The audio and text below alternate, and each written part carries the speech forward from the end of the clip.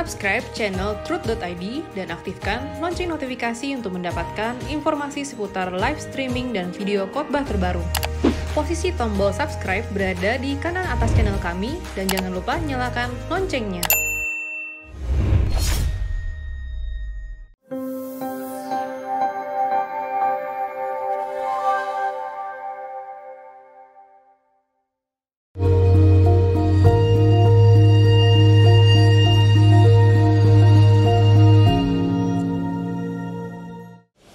Shalom saudara dari 08216776 dan seterusnya. Pria usia 33 tahun, Jakarta Selatan, Pondok Pinang. Shalom Pak Pendeta, mohon doa dan solusinya. Saya dulu sempat terlibat dalam okultisme, bahkan sempat belajar dengan beberapa guru yang ada di Jakarta, Bogor, Jawa, dan lain-lain sekitar 7 tahunan. Puji Tuhan, 2017 saya bertobat dan dibaptis, bahkan sudah ikut pelayanan. Saya mau bertanya Pak, kenapa mereka yang pernah saya kenal, para guru paranormal yang saya kenal dulu malah menyerang saya, bahkan ingin menghabisi saya dengan cara kuasa gelap mereka. Padahal saya merasa tak punya salah atau hal yang jahat terhadap yang jahat tidak pernah saya lakukan pada mereka. Ya, padahal saya tidak punya salah atau tidak ada hal yang jahat yang saya lakukan. Pak Era, saya jujur sangat merasa terganggu atas perbuatan mereka, di mana terkadang konsentrasi saya terganggu, yang selalu peperangan rohani, bahkan hampir siang malam. Saya harus doa peperangan. Pak, yang namanya pelayan itu kan banyak juga ya, yang harus didoakan atau dipikirkan. Bagaimana cara saya mendoakan orang lain yang kami layani, sedangkan saya sendiri merasa belum total selesai dengan urusan serangan-serangan jahat tersebut di atas. Terima kasih Pak, Tuhan memberkati Bapak Eras dan keluarga. Saya kalau bicara ini masalah kecil, tidak kecil, tapi kalau masalah besar, juga tidak besar. Saya katakan kepada saudara yang memberikan pertanyaan ini, jangan peduli dengan serangan mereka. Mereka tidak bisa berbuat apa-apa, sama sekali tidak bisa. Kecuali kita buka celah. Kalau Anda hidup bersih, hidup suci, ingat hidup bersih, hidup suci. 2, dalam persekutuan dengan Tuhan, ikut doa pagi dengan saya jam 5 pagi, Anda punya jam doa. Itu setan nggak bisa tembus Anda. Sama sekali nggak bisa tembus. Anda nggak usah mengadakan peperangan rohani. Anda justru terpancing cari kerjaan. Anda tenang aja, diam, nggak usah perang. Malaikat yang berperang. Saya tidak tahu peperangan rohani yang Anda maksud itu Anda usir-usir pakai minyak urapan atau apa. Nggak usah. Kalau misalnya perlu pakai minyak urapan, ya diurapilah minyak di rumah. Sekali, sudah selesai. Saya pernah tinggal di satu rumah yang seluruh kampung itu bilang itu rumah angker. Tentu tukang yang memperbaiki rumah, pembantu, ya belum masuk rumah sudah diganggu macam-macam. Saya urapi pakai minyak urapan sekali ya sendiri, udah nggak ada masalah. Kalau sekali-kali ada gangguan bisa, entah suara aneh, entah apa bisa. Tapi cuman lewat saja. Jangan Anda anggap ini masalah besar, maka jadi besar.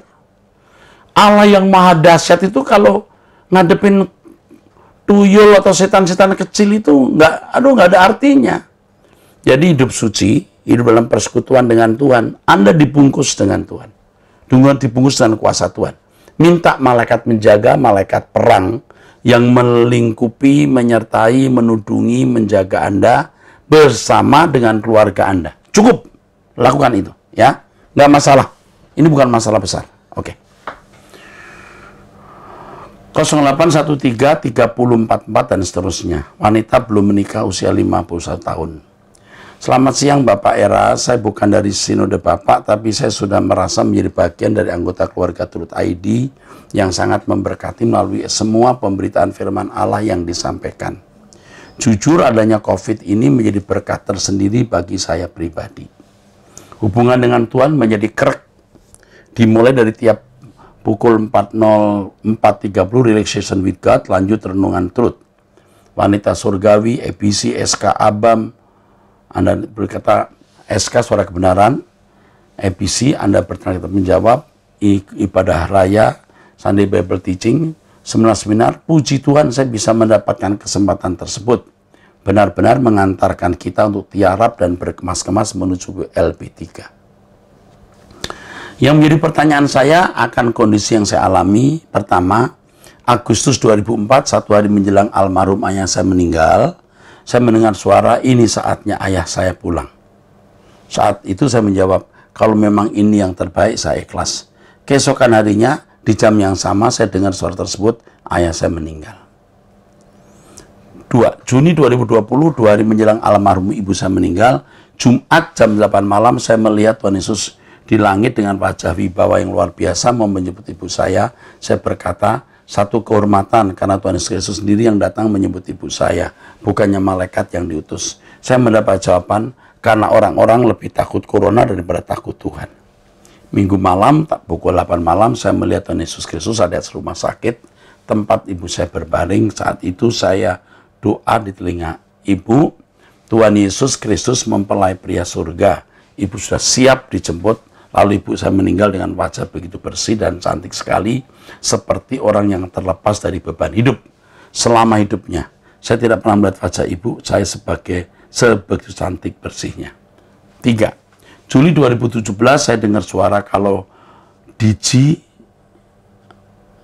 apa itu, akan menyayangi saya seperti ayah saya menyayangi, bahkan lebih lagi.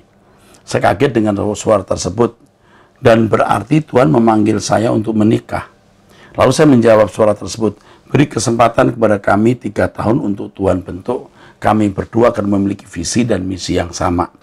Seperti yang sering Bapak harus katakan, bahwa pernikahan itu bukan mencari kebahagiaan, tapi memberi kebahagiaan dan ciptakan kasih dari Tuhan kepada kami agar selalu tercipta anggur yang baru dalam pernikahan kami.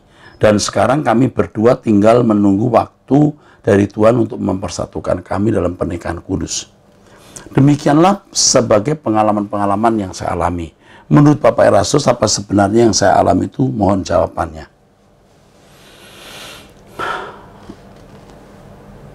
Bisa saja, ya, dari yang pertama, kedua, itu sudah terbukti ya. Terbukti bahwa Anda melihat pengalaman nyata ayah ibu Anda dipanggil. Tapi yang ketiga ini belum terbukti. Apakah benar Anda harus menikah dengan pria itu atau tidak? Jadi yang ketiga saya tidak bisa memberi komentar. 1, 2 bisa benar.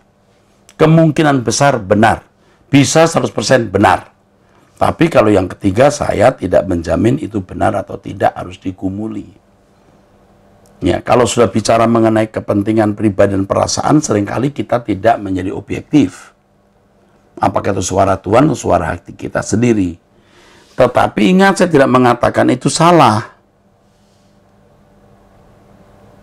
Ya, saya tidak katakan itu salah. Tapi juga tidak memastikan benar. Diuji apakah sudah menikah atau tidak. Kalau menikah apa dengan pria itu atau bagaimana. Ya, gumul dalam doa dulu. Oke. Bagaimana cara pesan USB khotbah Pak Era Sabdono tahun 2020? Oh, sebenarnya khotbah-khotbah saya di tahun 2020 tidak usah dipesan, semua ada di YouTube. Kalau dicari di YouTube semua dapat, ya. Oke? Tuhan memberkati saudari, puji Tuhan. 08967640 dan seterusnya. Salam Om Era, saya mau tanya apakah menurut Bapak kita bisa mendapatkan kebenaran di luar Alkitab, contohnya kitab Henokh atau kitab Yasar, kitab orang jujur yang terdapat di Yosua sekian. Terima kasih Om. Dari proses kanonisasi, artinya kitab-kitab yang diakui oleh firman Tuhan, ya, ternyata kita sudah menemukan Alkitab yang ada di tangan kita sekarang, tidak boleh ada penambahan. Adapun kalau kita membaca di dalam Alkitab, di kitab Yosua dan Samuel, ada sebut nama kitab yang lain, harus dilihat konteks zaman itu untuk orang zaman itu. Lagi pula di perjanjian lama, ketika Yesus datang, Tuhan Yesus mengajarkan kebenaran, itu sudah cukup. Apa yang diajarkan Yesus sudah cukup. Makanya saya tidak setuju kalau doa Yabes menjadi standar hidup orang percaya. Sebab standar kita itu doa Bapa kami. Saya juga kurang setuju atau tidak setuju kalau kita memberi persembahan hitungan dengan Tuhan. Karena segenap hidup kita milik Tuhan. Yang penting bagaimana mengasah hati untuk mengerti apa yang harus kita lakukan dengan harta kita. Itu bukan. Nah, itu jawaban saya. Injil sudah cukup. Tidak perlu membaca kitab-kitab lain selain kitab yang sudah dikanonkan yang sekarang ada di tangan kita yang jumlahnya 66 itu. Jadi kalau ada kitab Yosua pernah menyinggung mengenai hal ini atau Samuel, itu dalam konteks zaman waktu itu untuk orang zaman itu yang tidak perlu untuk kita. Puji Tuhan. 0813 6239 dan seterusnya. Salam Om Eras, mohon waktunya sebentar. Saya punya pertanyaan nih, emang sedikit aneh tapi mohon dijawab ya Om. Jadi Om, saya punya tekad komitmen untuk dekat, percaya, tertuju kepada Tuhan dan tidak memikirkan dunia, namun tertuju kepada Tuhan. Tapi saya sering merasakan keraguan bahwa benar nggak ya Tuhan itu ada? Benar nggak ada yang dibilang langit baru, bumi baru? Dan kalau mati, benar nggak yang dibilang orang-orang? Gimana sih Om caranya menghilangkan keraguan tersebut? Keraguan tersebut juga pernah saya miliki. Bahkan ketika menjadi pendeta, saya dalam kondisi tertekan dan seakan-akan Tuhan tidak memperhatikan saya beberapa belas tahun yang lalu, saya masih nanya, Tuhan kok ada nggak sebenarnya? Kenapa kok biarkan ini? Tapi seiring perjalannya waktu, nggak usah mikir Tuhan ada atau enggak. Sudah menyatu dalam diri kita bahwa Tuhan itu ada. Doa juga tidak perlu dibuat-buat dengan dielaborasi, dikembang-kembangkan, dibuat-buat. Nggak usah. Bapa kami yang di surga. Sudah mantap percaya Allah itu ada. Langit baru, bumi baru. Ya tentu ada. Nah bagaimana kita bisa memiliki kekuatan iman seperti itu? Baca Alkitab. Betapa cerdasnya Alkitab itu. Dari nubuatan-nubuatan yang digenapi, dari ketepatan-ketepatan kebenaran yang bisa kita alami, kita memiliki verifikasi dan pembuktian Allah itu hidup. Ya, saya ulangi, waktu muda saya seperti kamu juga. Ya, bahkan saya pernah membuktikan ada atau tidak Tuhan itu. Ketika ada gelas kristal yang saya pecahkan, bukan gelas kristal, ya mungkin kristal atau apa lupa saya, yang kakinya panjang itu patah, saya sambung, tidak saya lem, saya tutup pakai itu apa namanya, lap yang kotak-kotak itu. Zaman dulu ada lap yang kotak-kotak itu, serbet itu. Saya berdoa, kalau Allah ada, sambung gelas ini. Saya doakan dalam nama Yesus, sambung kalau Allah itu ada. Saya buka luar biasa, ternyata masih pecah. Saya ulangi lagi, sampai saya pikir Tuhan ada enggak ini? Sampai saya membuktikan begitu. Tetapi pada akhirnya hari ini, lewat perjalanan waktu, saya yakin Allah itu ada. Puluhan tahun yang lalu, saya masih muda tapi sudah jadi pendeta. Saya menghadapi masalah-masalah berat. Padahal saya sudah mendoakan orang sakit sembuh juga. Tapi ketika saya seperti dibiarkan Tuhan, saya kan seperti marah, mengeluh. Tapi itu puluhan tahun lalu ya, lama, masih muda, sudah jadi pelayan Tuhan. Saya pikir Tuhan ada nggak sebenarnya ini? Tapi lewat perjalanan waktu saya membuktikan Allah itu hidup.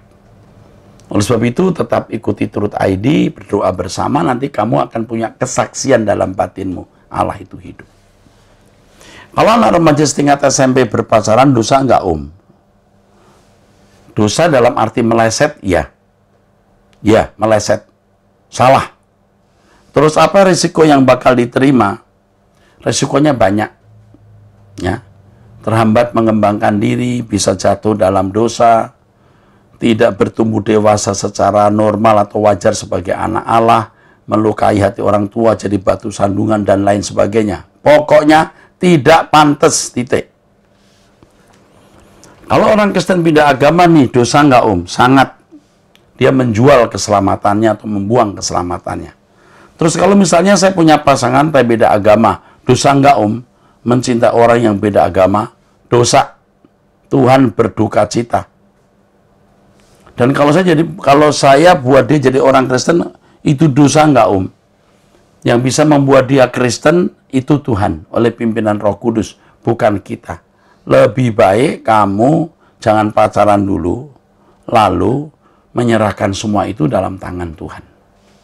Apa sih bedanya Katolik sama Protestan, Om? Waduh, banyak sekali bedanya. Ya. Tetapi prinsipnya sama-sama, orang Katolik, Protestan percaya Yesus sebagai Tuhan dan Juru Selamat. Perbedaan banyak. Protestan yang satu dengan Protestan yang lain juga bisa beda. Protestan dengan karismatik apalagi. Karismatik satu dan karismatik yang lain juga berbeda. Tapi yang harus dilihat kesamaannya. Yesus adalah Juru Selamat. Nah, itu sayang yang saya bisa beri jawaban kepada kamu, dan saya harap kamu bisa mengerti ini, ya. Salam Om Eras, mohon saya seorang ibu berumur 47 tahun dengan 3 anak, 13, 20, dan 24. Setelah menikah selama 3 anak, setelah menikah selama 22 tahun di mana saya sangat menderita, akhirnya saya bercerai dan sekarang mengurus anak-anak saya. Jadi anaknya usia 13, 20, 24. Saya dengar pengajaran Bapak sejak tahun 2015 dan bertahap diubahkan Tuhan, Pak. Tadinya ada keinginan saya untuk menikah lagi, tapi lambat laun keinginan itu hilang sejak terus mendengar khotbah Bapak digantikan dengan keinginan menyenangkan Tuhan dan berkemas-kemas. Ya, menikah lagi tambah susah. Ya, tapi tidak mutlak harus tanya Tuhan. Tapi pada umumnya tambah susah dengan usia yang ibu miliki, lebih baik jangan menikah. Tapi sekitar 6 bulan lalu saya bertemu dengan pria bule Aussie, tinggal di Aussie Duda secara online, dan singkat cerita kami saling cerita dan dia sering menghubungi saya, mengagumi dan menceritakan semua kegiatannya secara terbuka. Dia video call dan tunjukkan dia hanya kerja pulang istirahat dan merawat ibunya yang sudah tua, dan seminggu sekali anaknya datang ke rumahnya. Dia juga tidak minum, merokok, dan tidak tatoan, dan sangat family man. Dia berusia 50 tahun. Dia juga akan ke Indonesia begitu COVID mereda. Saya sudah tinggalkan keinginan saya untuk menikah lagi, tapi kenapa ya Pak, ketulusan pria ini menembus hati saya. Anda tidak bisa melihat ketulusan orang hanya dari jauh seperti ini, Bu.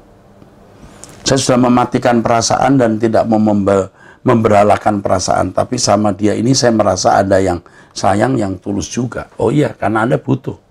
Di bawah sadar Anda butuh pria. Sehingga Anda bisa memiliki perasaan seperti ini dan bisa menjadi tidak objektif, subjektif. Tapi ketulusan dia menembus hati saya, bahkan dia nurut dan mau.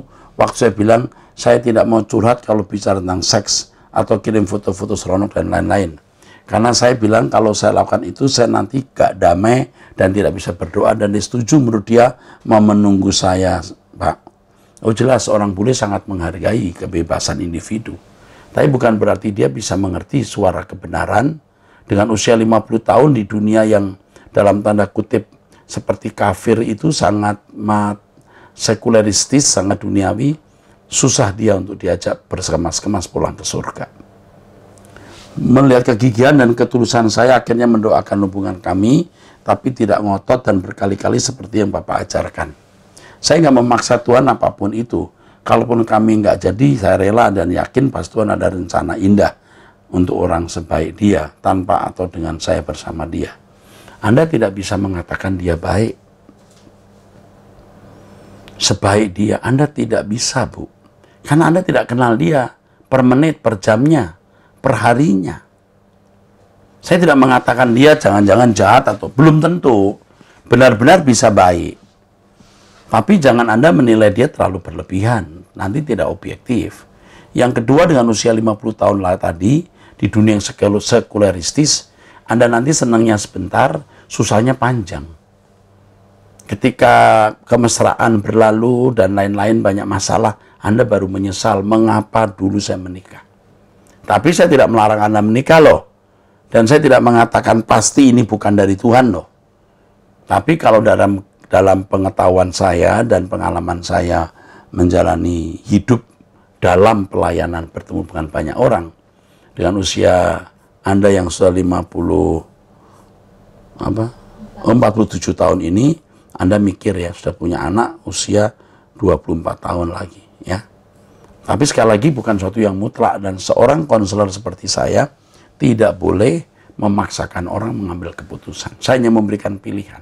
Kalau akhirnya Anda memilih itu pun juga, seorang konselor seperti saya harus merelakan konseli dengan kebebasannya mengambil keputusan dan memilih.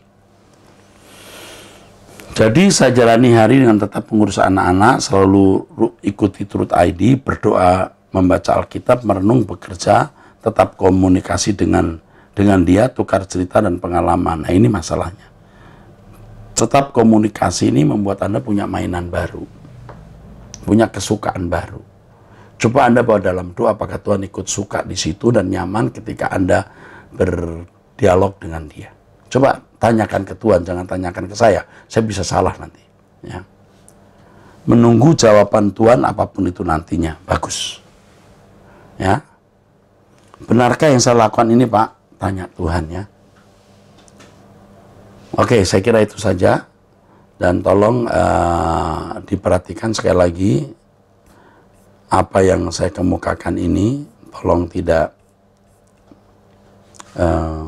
diartikan salah ya. Lalu ada pertanyaan ini. Kalau yang terlalu pribadi saya tidak bisa menjawabnya di sini ya. Kalau terlalu pribadi saya harus menjawabnya di episode yang berbeda. Oke. Saya teruskan saudara-saudaraku.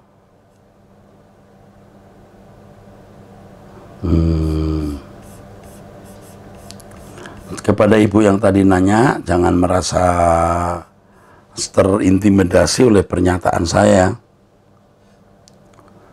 Karena Anda harus menjawab sendiri dari Tuhan ya. Menjawab sendiri dari, Anda harus menemukan jawaban ini dari Tuhan sendiri ya. Bukan dari saya ya. Oke,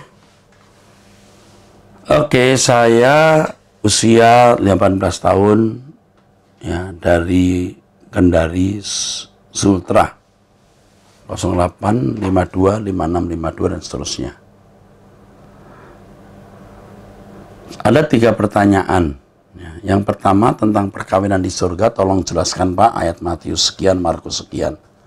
Soalnya video khotbah Bapak di YouTube tentang perkawinan di surga terlalu panjang durasinya Pak. Jadi tidak nonton. Wah, tidak bisa. Tidak bisa dijawab dalam waktu singkat sayang. Usia 18 tahun. Aku salut dengan usia 18 tahun kamu nanya begitu. Kamu cari YouTube saya yang bicara soal perkawinan di surga. Itu khusus saya bahas. Kalau nggak salah beberapa pertemuan juga. Dan itu harus didengar semua. Tidak bisa dijawab begini ya. Maaf. Di salah satu pertanyaan di Abam 211, Bapak ada mengatakan bahwa kalaupun kita tidak mampu dan ingin membeli sesuatu, dan kalau Tuhan mengatakan tidak, ya tidak. Bagaimana mau mengetahui apakah Tuhan mengatakan boleh atau tidak? Dan di episode 216, Bapak ada bilang kalau beban percintaan dunia itu seperti memiliki keinginan-keinginan. Apakah salah Pak kalau mempunyai keinginan asal tahu diri saja Pak? Misalnya saya ingin punya mobil, dan otomatis saya bekerja keras. Oke. Usiamu 18 nak. Kamu masih muda dan mungkin apa yang saya katakan belum bisa kamu mengerti sepenuhnya. Karena bukan hanya dengan akal, tapi dengan perasaan, dengan kedewasaan. Tapi saya salut dengan usiamu ini, kamu bisa bertanya demikian. Ya. Jadi begini. Segala sesuatu yang kita ingini itu harus berkenan di hadapan Tuhan, harus untuk kemuliaan Tuhan. Mobil tidak salah, tapi untuk apa? Ya, pengen punya ini tidak salah, tapi untuk apa? Kalau itu hanya untuk kebanggaan, kesenangan diri sendiri, itu bisa salah. Nah, standar ini tidak bisa dikenakan kepada semua orang. Kalau orang-orang muda remaja kadang-kadang masih belum bisa mengerti ya Tuhan bisa maklum juga. Tetapi kalau kamu bertumbuh dewasa, suatu kali kamu tahu bahwa keinginan yang tidak sesuai dengan kehendak Allah itu meleset, itu salah. Dan itu sangat menghambat pertumbuhan kedewasaan rohani kita dan sangat mengganggu usaha kita mengumpulkan harta di surga. Jadi, apa yang harus kita lakukan? Bertumbuh terus dewasa. Sampai kita bisa mengerti kehendak Tuhan, apa yang baik, yang berkenan, dan yang sempurna. Bagaimana mau mengetahui kalau hidup kita sudah berkenan di hadapan Bapa? Bagus, pertanyaan yang bagus dari kamu, ya. Nak, usia 18 tahun, asal kendari ini luar biasa. Ikuti terus Truth ID, belajar firman Tuhan terus. Hidup dalam doa setiap hari. Nanti kamu akan dibimbing untuk bisa memiliki kepekaan, mengerti kehendak Allah. Kalau sekarang belum bisa, ya enggak apa-apa. Artinya memang perlu waktu untuk bisa memahami kebenaran. Ya, berjuang terus, nak. Belajar terus dari Om Eras, nanti kamu akan tahu. Kamu sekarang ini harus belajar banyak. Mungkin kamu belum tahu apa yang memang belum waktunya kamu tahu. Karena terlalu berat untuk usia 18 tahun. Tapi saya salut, kamu akan sampai pada tingkat-tingkat kedewasaan itu. Seperti yang sekarang Om Eras alami, ya sudah nggak ada hasrat punya apa lagi. Yang penting punya rumah, kalau itu pun untuk berteduh, nggak punya ya nanti kontrak. Ada kendaraan, yang penting kendaraan saya itu bisa mirip tempat saya, bisa menjadi sarana saya pergi pelayanan. Ya saya perlu mobil yang lebih besar karena saya bawa alat musik kadang-kadang, bawa baju dan bawa pakaian seperti rumah jalan, ya. Yang penting itu bukan karena saya mau punya mobilnya mewah bagus, enggak. Tapi saya perlu fasilitas yang mendukung pelayanan. Akhirnya kita rindu ke surga, rindu pulang ke surga. Dan bagaimana bisa rindu pulang ke surga? Bagaimana yakin Allah itu ada? Bagaimana yakin ada langit baru, bumi baru? Nah, itu proses terus. Jangankan kamu usia 18 tahun, banyak orang-orang tua juga yang tidak ingin pulang ke surga. Padahal jelas sudah tua mau mati. Kenapa? Karena tidak bertumbuh. Tidak menjadi dewasa. Ya, oke. 08122654 dan seterusnya. Salam Pak Eras, saya mau bertanya, bolehkah orang Kristen memperingati 7 hari, 40 hari, 100, bahkan 1000 hari kematian salah satu keluarga? Di acara-acara seperti bistonan, membuat makanan dan diantar ke tetangga dalam arti memperingati kematian. Kalau orang Kristen yang belum dewasa melakukan hal ini, ya kita tidak bisa larang. Saya diundang kebaktian 100 hari, 1000 hari, ya saya datang juga. Tapi kalau saya sendiri sudah tidak lakukan itu. Papa mertua meninggal, atau keluarga dekat, tidak perlu dirayakan sama sekali. Tidak perlu, ya sudah, sekali itu saja. Kalau suatu kali mungkin kebaktian, ya kebaktian ucapan syukur, boleh, karena sudah memanggil Papa pulang. Entah yang ke-35, entah ke-60, atau ke-70, atau ke-20. Nggak masalah. Hari itu nggak ada artinya. Jangan kebawa-bawalah dengan tradisi yang tidak Kristiani. Tetapi ini tidak bisa dikenakan untuk semua orang Kristen. Kalau orang Kristen belum dewasa, seringkali masih terikat adat. Juga berhubung karena keluarga besarnya memang masih terikat adat, ya kita ikuti saja. Bukan karena kita mau, karena lingkungan kita dan kita tidak mau jadi batu sandungan. Juga tidak masalah mau membuat 40, 100, 1000 hari, ya. Kalau tidak setuju jangan terang-terangan, nanti melukai. Itu bukan masalah, jadi jangan dipersoalkan. Dan tidak apple to apple, ya. Apple to mangga, jadi tidak bisa sama. Oleh sebab itu jangan ngotot. Untuk hal ini tidak perlu kita ngotot. Oke? Tuhan memberkati, sampai jumpa.